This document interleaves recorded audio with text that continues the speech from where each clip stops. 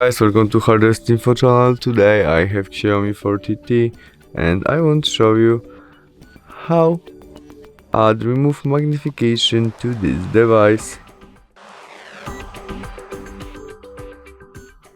Start of opening settings application in it. Scroll and choose additional settings selection and their accessibility. Now we tap on our vision and choose our magnification, where we must turn on our shortcut magnification, confirm by OK, and we have our shortcut, which position we can easily change by tap on it and swipe with it on screen.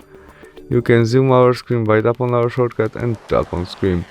To change position of that, use two finger and swipe with it on screen. You can also zoom on or zoom out, or when you use only one finger you can go up and down in our zoom. To turn off, press again on your shortcut. Thanks for watching, see you soon, bye.